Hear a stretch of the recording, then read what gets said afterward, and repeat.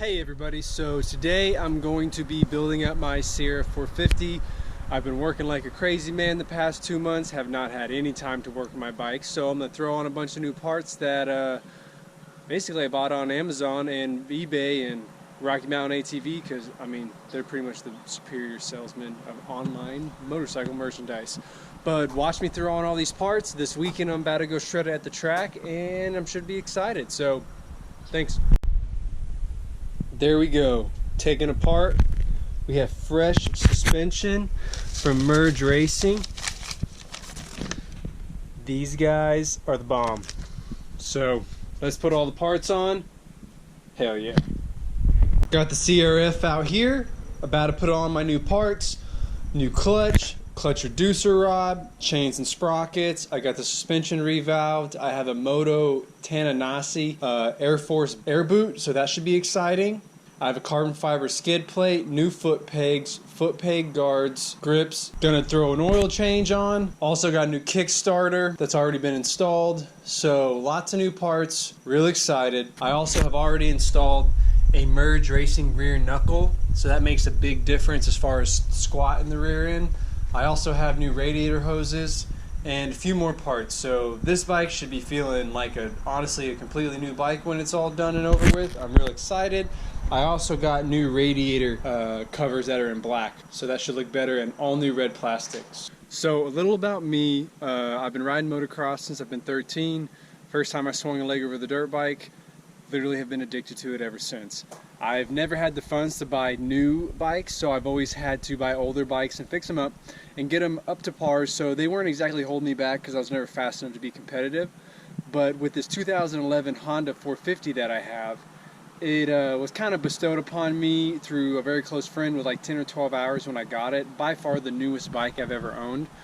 So I would love to have a newer Honda or even a new Kawasaki or Yamaha, any of them. They're all amazing bikes, preferably a 250 because I would rip it.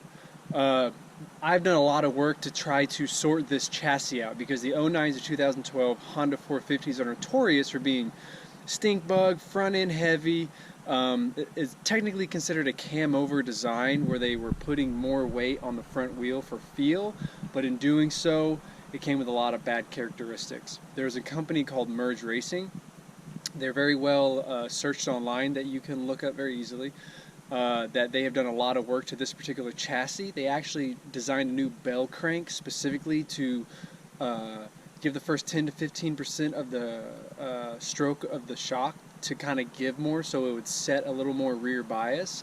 And since installing just that part, it has been a night and day difference on how it handles. The suspension was set up for a woods rider at a 185. I weigh 145 and I ride motocross, so that's enough of a story to explain that. So how it sets with the Bill's pipe and the new clutch setup I got, I've made up a lot of the bike's really competitive. I'm a tuner, I like to tune things. I'm gonna put 30 more hours on it and then sell it because I want to get me a 2021. So come look at all the parts I got, and throughout the build I'll explain why I purchased these parts because it was all thought out. There's a few of them I got just because, like this Leo Vance carbon fiber skid plate. This thing is super sick, super pretty. And I paid $37 off Motorsport for it, and it was a $190 skid plate new, so lucked out on that deal. Primary drive gold chain, Vortex steel sprocket. Yeah, aluminum's better, but you don't get as many hours out of it, and I'm just not that competitive.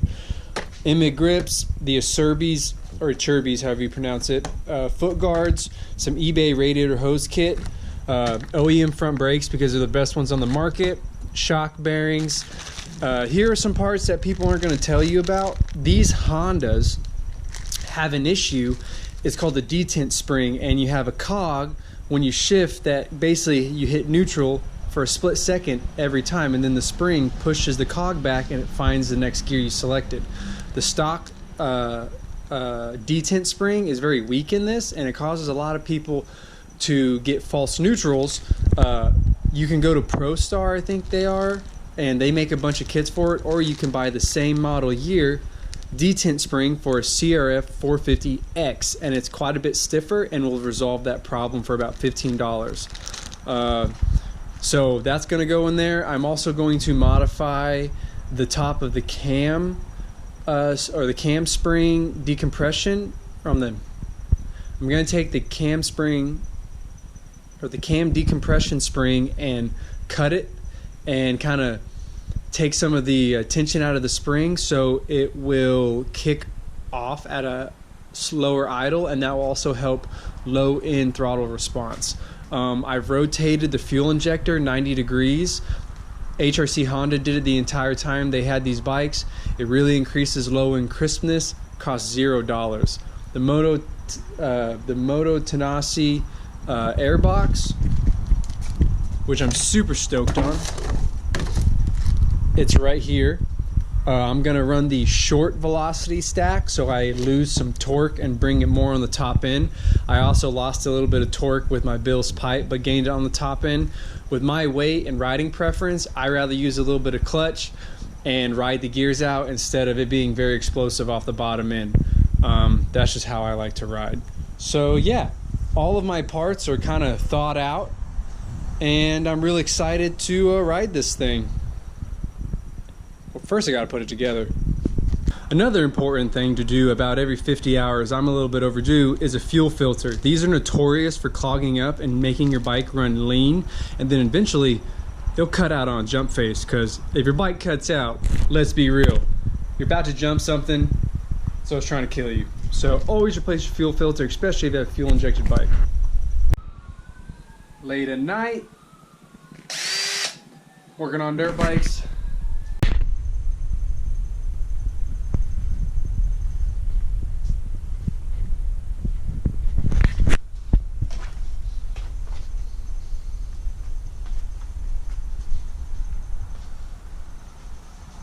So I'm tearing this thing apart, took off the header to check out what the basically valves look like through the exhaust port.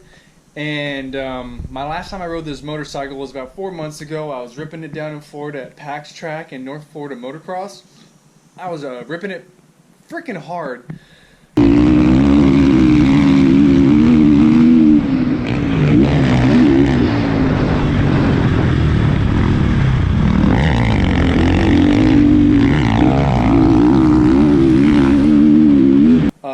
Change air filters to keep oil up to date every 3 hours. Maintenance is how you keep these bikes running a long time. But unfortunately to me, womp womp womp. Let's just take this out. Let's just ooh. Let's see if we can. Oh, can't look in there. As you can see, that's fucking sand. And my day is ruined. So time to send the motor off. So this project video has come to a screeching halt very quickly because I sucked up sand, I guess on my last riding adventure down in Florida, and I just kind of let the bike sit because I was busy working. So now I'm about to send it off to one of 2 or 3 people I know. It depends which one can get it back fastest. When it comes to 2 strokes, I'll rebuild in a heartbeat. When it comes to sucking sand in head of one of these 450s, I'd rather just let a professional check it out and build it to its best capabilities, because I don't want a 4-stroke blowing up. So just disassembling the 450, radiators off, knocking shit over.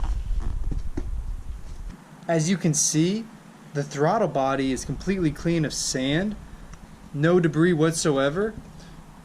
So I'm a little bit confused on what is in my exhaust port, like I showed earlier in the video. But yeah, just gonna disassemble it, send it to CCS or VPE Racing in North Carolina, one of the 2, whichever can get it back faster. So I've taken the last engine bolt out, taking these out, taking these off. I will remove the engine, we'll be down to the frame. Tomorrow I'll start individually cleaning all of my parts. And I'll find out who I can ship my engine to and get it back the fastest. I've been looking inside of the intake and there is no sand whatsoever, so I don't know if this is sand or if this is cylinder wall and rings that are basically disintegrating when I was riding last time. I'm just very thankful that it didn't blow up when I was jumping and send me into an OTB crash. Because if you've ever been in one of those, I have, third gear, triple uphill, bike just endoed, I went over the bars, jumped off. It was a wild experience. So anything I can do not to do that again, I'm gonna do it. And yeah, let's send off the motor and see what the bill is, because you know it's gonna be a lot. Gotta love 4 strokes.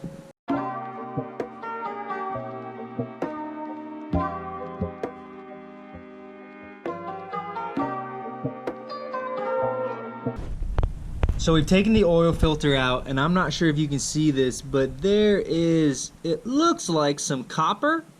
So, you know, that means your valves are toast. Awesome.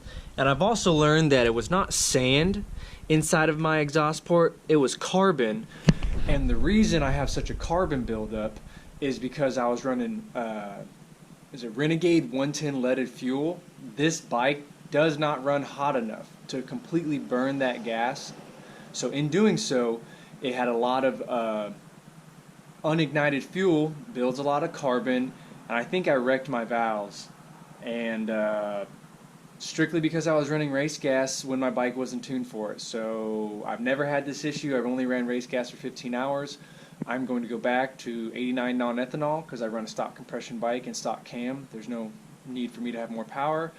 And it has ran very, very clean. So in doing so, I'm still sending it off to get a full rebuild.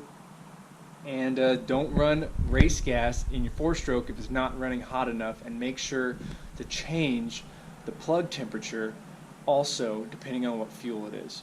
Learn from my mistakes. Don't blow up your 4-stroke. I don't know really what else to say.